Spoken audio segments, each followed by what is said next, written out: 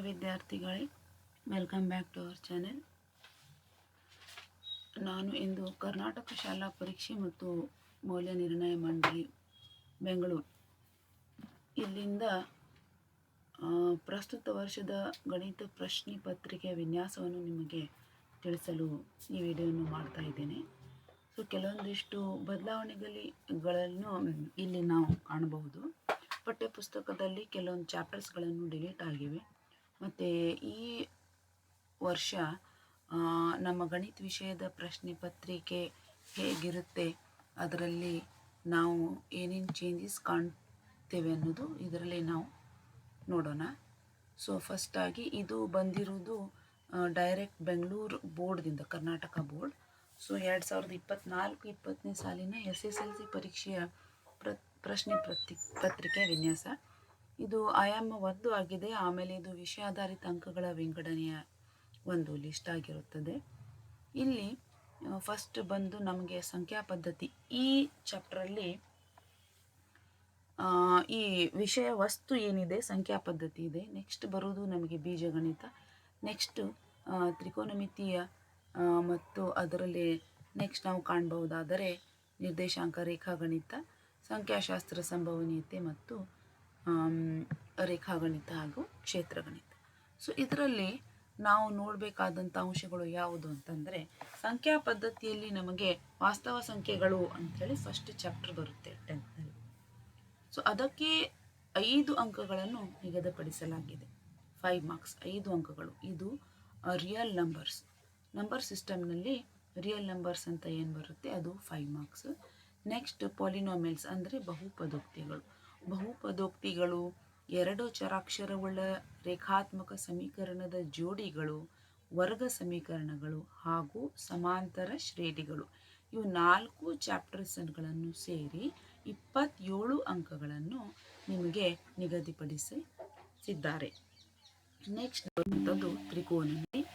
ಈ ತ್ರಿಕೋನಮಿತಿಯಲ್ಲಿ ತ್ರಿಕೋನಮಿತಿಯ ಪ್ರಸ್ತಾವನೆ ಹಾಗೂ ತ್ರಿಕೋನಮಿತಿಯ ಅನ್ವಯಗಳು, ಈ ಚಾಪ್ಟರ್ಸ್ಗಳಲ್ಲಿ 2 ಚಾಪ್ಟರ್ಸ್ಗಳನ್ನು ಸೇರಿಕೊಂಡು ನಮಗೆ ಇಲ್ಲಿ 10 ಅಂಕಗಳನ್ನು ನಿಗದಿಪಡಿಸಿದ್ದಾರೆ.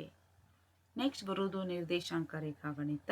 ಈ ನಿರ್ದೇಶಾಂಕ ರೇಖಾಗಣಿತದಲ್ಲಿ ನಿಮಗೆ 6 ಮಾರ್ಕ್ಸದ್ದು ಪ್ರಶ್ನೆಗಳು ಬರ್ತವೆ. ನೆಕ್ಸ್ಟ್ ಬರೋದು ಸಂಖ್ಯಾಶಾಸ್ತ್ರ ಮತ್ತು ಸಂಭವನೀಯತೆ. ಸೊ ಸಂಖ್ಯಾಶಾಸ್ತ್ರ ಮತ್ತು ಸಂಭವನೀಯತೆ ಎರಡೂ ಸೇರಿಕೊಂಡು ನಮಗೆ 8 ಅಂಕದ ಪ್ರಶ್ನೆಗಳು ಇಲ್ಲಿ ನಮಗೆ ಬರುವ ಒಂದು ಸಾಧ್ಯತೆಗಳಿವೆ. ನೆಕ್ಸ್ಟ್ ತ್ರಿಭುಜಗಳು ಮತ್ತು ವೃತ್ತಗಳು. ಈ ತ್ರಿಭುಜಗಳು ಮತ್ತು ವೃತ್ತಗಳಲ್ಲಿ 14 ಮಾರ್ಕದ ಅಂಕದ ಪ್ರಶ್ನೆಗಳು ಬರುವಂಥ ಒಂದು ಸಾಧ್ಯತೆಗಳಿರುತ್ತವೆ. ಲಾಸ್ಟಿಗೆ ವೃತ್ತಗಳಿಗೆ ಸಂಬಂಧಿಸಿದ ವಿಸ್ತೀರ್ಣಗಳು ಹಾಗೂ ಮೇಲ್ಮೈ ವಿಸ್ತೀರ್ಣ ಹಾಗೂ ಘನಫಲಗಳು. ಇದರಲ್ಲಿ ನಿಮಗೆ 10 ಮಾರ್ಕ್ಸ್ 10 ಅಂಕದ ಒಂದು ಪ್ರಶ್ನೆಗಳು ಪ್ರಶ್ನೆ ಪತ್ರಿಕೆಯಲ್ಲಿ ಕೇಳುವ ಸಂಭವನೀಯತೆ ಇರುತ್ತದೆ. ಸೊ ಒಂದಿಷ್ಟು ಜಸ್ಟ್ ನಾನು ಸ್ಕ್ರೀನನ್ನು ಸ್ಕ್ರೋಲ್ ಮಾಡ್ತೀನಿ. ನಿಮಗೆ ವಾಸ್ತವ ಸಂಖ್ಯೆಗಳಿಗೆ 5, ಬಹುಪದೋಕ್ತಿ 2 ಚರಾಕ್ಷರದ ರೇಖಾತ್ಮಕ ಸಮೀಕರಣದ ಜೋಡಿಗಳು, ವರ್ಗ ಸಮೀಕರಣ ಸಮಾಂತರ ಶ್ರೇಣಿಗೆ ಸೇರಿಕೊಂಡು 27 ಅಂಕಗಳು, ತ್ರಿಕೋನಮಿತಿ ಮತ್ತು ಅದರ ಅನ್ವಯಗಳಿಗೆ ಸೇರಿಕೊಂಡು 10 ಅಂಕಗಳು, ನಿರ್ದೇಶಾಂಕ ರೇಖಾಗಣಿತಕ್ಕೆ 6, ಸಂಖ್ಯಾಶಾಸ್ತ್ರ ಸಂಭವನೀಯತೆ ಸೇರಿಕೊಂಡು 8 ಅಂಕಗಳು, ತ್ರಿಭುಜಗಳು ಹಾಗೂ ವೃತ್ತಗಳಿಗೆ ಸೇರಿದರೆ 14 ಅಂಕ ಹಾಗೂ ವೃತ್ತಗಳಿಗೆ ಮತ್ತು ಸಂಬಂಧಿಸಿದ ವಿಸ್ತೀರ್ಣಗಳ ಘನಫಲಗಳಿಗೆ ಸೇರಿಕೊಂಡು 10 ಅಂಕಗಳ ಪ್ರಶ್ನೆಗಳು ಇಲ್ಲಿ ಬರುವ ಸಾಧ್ಯತೆಗಳಿರುತ್ತವೆ. ನೆಕ್ಸ್ಟು ಆಯಾಮ 2. ಇದರಲ್ಲಿ ಏನಿದೆಯಪ್ಪ ಅಂದರೆ, ಆಯಾಮ 2ರಲ್ಲಿ ನಮಗೆ ಯಾವ ಥರ ಪ್ರಶ್ನೆಗಳು, ಯಾವ ಜ್ಞಾನಕ್ಕೆ ಸಂಬಂಧಿಸಿದ ಪ್ರಶ್ನೆಗಳು, ಯಾವ ಜ್ಞಾನಾಧಾರಿತ ಸಂಬಂಧ ಪ್ರಶ್ನೆಗಳು ಇದರಲ್ಲಿ ಕೇಳ್ತಾರೆ. ಆಮೇಲೆ ಶೇಕಡಾವಾರು ಎಷ್ಟು ಪ್ರಶ್ನೆಗಳು, ಟೋಟಲ್ ಮಾರ್ಕ್ಸ್ ಎಷ್ಟು ಅನ್ನೋದು ಇದರಲ್ಲಿ ನಾವು ನೋಡ್ಬೋದು.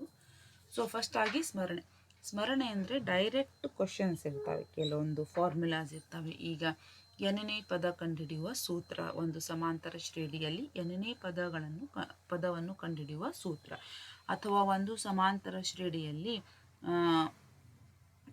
ಸಂಖ್ಯೆಗಳ ಮೊತ್ತವನ್ನು ಕಂಡುಹಿಡಿಯುವಂಥ ಸೂತ್ರ. ಇವು ಡೈರೆಕ್ಟ್ ಸೂತ್ರಗಳು ಇರ್ತವೆ. ಅಥವಾ ಘನಫಲ ಕಂಡುಹಿಡಿಯುವುದು. ಓಕೆ, ನಮ್ಮ ವೃತ್ತದ ಸೆಕ್ಟರ್ ವೃತ್ತದ ಸೆಕ್ಟರ್ ಮತ್ತು ಸೆಗ್ಮೆಂಟ್ಗಳನ್ನು ಕಂಡುಹಿಡಿಯುವಂಥ ಸೂತ್ರ. ಇವುಗಳನ್ನು ಡೈರೆಕ್ಟ್ ಸೂತ್ರಗಳಾಗಿರುತ್ತವೆ ಮತ್ತು ಅವುಗಳನ್ನು ನಾವು ಡೈರೆಕ್ಟಾಗಿ ಸ್ಮರಣೆಯಲ್ಲಿ ಇಟ್ಕೊಂಡಿರುತ್ತವೆ. ಅದಕ್ಕೆ ಶೇಕಡಾವಾರು ನೋಡಿದರೆ 15 ಅಂದರೆ ಟೋಟಲ್ ಅಂಕಗಳು 12 ಅಂಕಗಳು ನಮಗೆ ಸ್ಮರಣೆ ಆಧಾರಿತ ಪ್ರಶ್ನೆಗಳಿಗೆ 12 ಅಂಕಗಳು ಇರುತ್ತವೆ. ಅಂದರೆ ಸ್ಮರಣೆ ಆಧಾರಿತ ಅಂದರೆ ಡೈರೆಕ್ಟ್ ಕ್ವಶನ್ಸು ಟೆಕ್ಸ್ಟ್ ಬುಕ್ಗಳಿಂದ ಕೇಳಲಾಗುತ್ತವೆ. 1 ಮಾರ್ಕ್ಸಿನ ಕ್ವಶನ್ಸು, ಫಾರ್ಮುಲಾ ಬೇಸ್ಡ್ ಕ್ವಶನ್ಸು, ಈ ಥರ. ತಿಳುವಳಿಕೆ ಅಂದರೆ ಅಂಡರ್ಸ್ಟ್ಯಾಂಡಿಂಗ್. ಈ ತಿಳುವಳಿಕೆ ಅಂದರೆ ಈಗ ನಿಮ್ಮ ಸ್ಕೂಲಲ್ಲಿ ತಿಳಿಸಿರ್ತಾರೆ ಈ ಥರ ಪ್ರಶ್ನೆ, ಅಲ್ಲಿ 5, 10, 15, 20. ಸೊ ಈ ಸಮಾಂತರ ಶ್ರೇಣಿಯ 8ನೇ ಪದ ಕಂಡುಹಿಡಿಯಿರಿ. ಸೊ ಇಲ್ಲಿ 5, 10, 15 ಆಗಿದೆ ಅಂತ ಏನೂ ಇಲ್ಲ. ಆ 5ರ ಬದಲಾಗಿ ನಿಮಗೆ 10 ಕೊಡ್ಬೋದು, 20, 30 ಆ ಥರ ಚೇಂಜ್ ಮಾಡಿ ಕೆಲವೊಂದು ಪ್ರಶ್ನೆ ಕೇಳ್ತಾರೆ. ನೀವು ಯಾವ ಥರ ಅದನ್ನು ಅಂಡರ್ಸ್ಟ್ಯಾಂಡ್ ಮಾಡ್ಕೊಂಡಿದ್ದೀರಾ ಅನ್ನೋದನ್ನು ಚೆಕ್ ಮಾಡ್ತಾರೆ. ಸೊ 55% ಟೋಟಲಿ ಇದನ್ನೇ ಜಾಸ್ತಿ ಇರುತ್ತದೆ ಇಲ್ಲಿ. Lot of importance is given to understanding. ತಿಳುವಳಿಕೆಗೆ ಭಾಳ ಮಹತ್ವ ಕೊಟ್ಟಿದ್ದಾರೆ ಇವರು. ಸೊ ಅದರಲ್ಲಿ ನಾವು 44 ಅಂಕದ ಪ್ರಶ್ನೆಗಳು ನೀವು ಕಾಣಬಹುದು. ನೆಕ್ಸ್ಟ್ ಬರುವುದು ಅನ್ವಯಿಕ ಪ್ರಶ್ನೆಗಳು. ಸೊ ಇದು ವಿಶ್ಲೇಷಣೆ ಮತ್ತು ಸಂಶ್ಲೇಷಣೆ ಆಧಾರಿತ ಪ್ರಶ್ನೆಗಳಿರುತ್ತವೆ. ಇದು 20 ಅಂಕಗಳಿಗೆ ಸೀಮಿತ. ನೆಕ್ಸ್ಟ್ ಕೌಶಲ. ಇದರಲ್ಲಿ ಮೇನ್ ಬರೋದು ಗ್ರಾಫ್. 4 ಮಾರ್ಕ್ಸಿಂದು ಒಂದು ಗ್ರಾಫ್ ಬರುತ್ತೆ, ಅದನ್ನೇ ಡೈರೆಕ್ಟ್ ಕೇಳ್ತಾರೆ. ಸೊ ಗ್ರಾಫ್ ಮಕ್ಕಳೇ ನೀವು ಪರ್ಫೆಕ್ಟ್ ಮಾಡ್ಕೋಬೇಕು. ಅವಾಗ ನಿಮಗೆ ಇಲ್ಲಿ ಡೆಫಿನೆಟ್ ಆಗಿ 4 ಅಂಕಗಳು ಸಿಗುವಂಥ ಒಂದು ಪೂರ್ಣ ಸಾಧ್ಯತೆಗಳು ಇವೆ. ಸೊ ಇದು ಆಯಾಮ 2. ನೆಕ್ಸ್ಟ್ ಇನ್ನು ಆಯಾಮ 3 ನೋಡೋಣ. ಇದರಲ್ಲಿ ಏನಿದೆ ಅಂದರೆ ಯಾವ ವಿಧದ ಪ್ರಶ್ನೆಗಳು ನಿಮಗೆ ಬರ್ತವೆ ಅನ್ನೋದು ನಿಮ್ಗೆ ಆಲ್ರೆಡಿ ಗೊತ್ತಿದೆ. ನಿಮ್ಮ ಒಂದು ಕ್ವಶನ್ ಪೇಪರಲ್ಲಿ ಟೋಟಲ್ ಬರುವಂಥ ಪ್ರಶ್ನೆಗಳು 38. ಅದರಲ್ಲಿ ಫಸ್ಟ್ 8 ಪ್ರಶ್ನೆಗಳು ಬಹು ಆಯ್ಕೆಯ ಪ್ರಶ್ನೆಗಳು ಅಂತ 1 ಅಂಕದ ಪ್ರಶ್ನೆಗಳಿರ್ತವೆ. ಅದು 8 ಪ್ರಶ್ನೆಗಳು ಬರ್ತವೆ.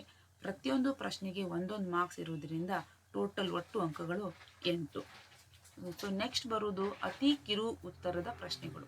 ಇದರಲ್ಲಿ ಎಂಥ ಪ್ರಶ್ನೆ ಅಂತಂದರೆ, ಈಗ ತ್ರಿಜ್ಯ ಕೊಟ್ಟಿರ್ತಾರೆ, ಒಂದು ಏನಪ್ಪ ಅಂತಂದರೆ ಅರ್ಧಗೋಳದ ಘನಫಲವನ್ನು ಕಂಡುಹಿಡಿಯಿರಿ, ಅಥವಾ ಸಿಲಿಂಡರ್ನ ಗಾತ್ರ ಕಂಡುಹಿಡಿಯಿರಿ, ಅಥವಾ ಶಂಕುವಿನ ಮೇಲ್ಮೈ ವಿಸ್ತೀರ್ಣ ಕಂಡುಹಿಡಿಯಿರಿ. ಈ ಥರ ಪ್ರಶ್ನೆಯನ್ನು ಕೊಟ್ಟಿರ್ತಾರೆ.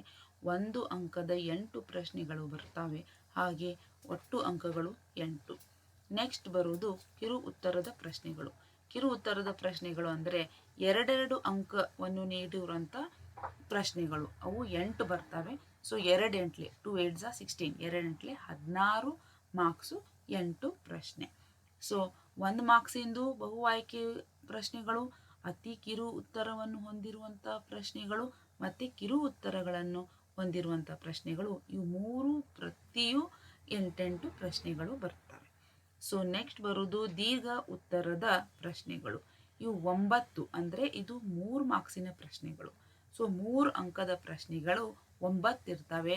3 9 27, ಒಟ್ಟು ಅಂಕಗಳು ಇದರಲ್ಲಿ ಸಿಗುವುದು 27. ನೆಕ್ಸ್ಟು ದೀರ್ಘ ಉತ್ತರದ ಪ್ರಶ್ನೆಗಳು. ಇದು 4 ಅಂಕದ ಪ್ರಶ್ನೆಗಳಾಗಿರುತ್ತವೆ. ಸೊ ಪ್ರತಿ ಪ್ರಶ್ನೆಗೆ 4 ಅಂಕ, ಅಂದರೆ 4 ಪ್ರಶ್ನೆ 4 ಅಂಕ, 4 4 16.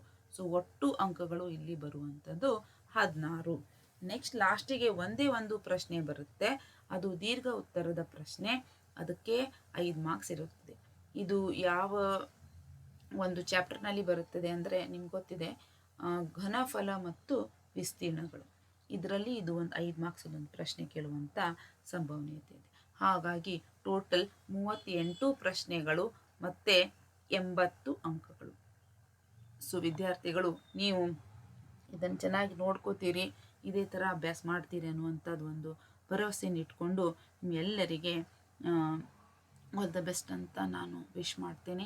ಆಮೇಲೆ ನಮ್ಮ ಮುಂದಿನ ವಿಡಿಯೋದಲ್ಲಿ ನಾವು ಯಾವ ಚಾಪ್ಟರಿಗೆ ಸಂಬಂಧಿಸಿದ ಪ್ರಶ್ನೆಗಳು ಇದರಲ್ಲಿ ಬರುವಂಥ ಸಾಧ್ಯತೆಗಳು ಹೆಚ್ಚಿದ್ದಾವೆ, ಒಂದು ಕ್ವಶನ್ ಪೇಪರ್ ಸಮೇತ ನಾವು ಅದನ್ನು ವಿನ್ಯಾಸಗೊಳಿಸಿ ಅದನ್ನು ಕಲಿಯೋಣ. ಸೊ ಆಲ್ ದ ಬೆಸ್ಟ್ ಹೇಳುತ್ತಾ, ಆಮೇಲೆ ಈ ಚಾನಲ್ಗೆ ನೀವು ಸಬ್ಸ್ಕ್ರೈಬ್ ಮಾಡಬೇಕು. ನಾವು ಒಂದು ನಮ್ಮ ಪ್ಲ್ಯಾನ್ ಹಾಕ್ಕೊಂಡಿದ್ದೀವಿ. ಪ್ರತಿ ವಾರಕ್ಕೆ ನಾವು ನಿಮಗೆ 4 ರಿಂದ 5 ಪ್ರಶ್ನೆ 5 ಮಾರ್ಕ್ಸ್ದ ಅಂಕಗಳನ್ನು ರೆಡಿ ಮಾಡ್ತೀವಿ. ನೀವು ರೆಡಿ ಆಗ್ರಿ. ಪಾಸ್ ಆಗಲಿಕ್ಕೆ ಯಾರಿಗೆ ಇಷ್ಟ ಇದೆಯೋ ಈ ಚಾನೆಲ್ಗೆ ಸಬ್ಸ್ಕ್ರೈಬ್ ಮಾಡ್ಕೊಳ್ಳಿ. ಪಾಸ್ ಆಗಲಿಕ್ಕೆ ನಾವು ನಿಮಗೆ ಹೆಲ್ಪ್ ಮಾಡ್ತೀವಿ. ಅಂದರೆ ಹೆಲ್ಪ್ ಮಾಡ್ತೀವಿ ಅಂದರೆ ನಾವು ನಿಮಗೆ ಯಾವ ಥರ ಪ್ರಶ್ನೆಗಳು ಬರ್ತವೆ, ಹೇಗೆ ಅಭ್ಯಾಸ ಮಾಡಬೇಕು, ಯಾವ ಥರದ ಪ್ರಶ್ನೆಗಳನ್ನು ಹೆಚ್ಚಾಗಿ ನೀವು ರಿಪೀಟ್ ಆಗಿ ಕಲ್ತಿದ್ರೆ ನಿಮಗೆ ಅನುಕೂಲ ಆಗುತ್ತೆ ಅನ್ನೋದನ್ನು ನಿಮಗೆ ಹೆಲ್ಪ್ ಮಾಡುವಂಥ ನಮ್ಮದು ಉದ್ದೇಶ ಆಗಿದೆ. ಸೊ ಆಲ್ ದ ಬೆಸ್ಟ್ ಮಕ್ಕಳೇ. Please like, subscribe and share this video. Thank you. Bye.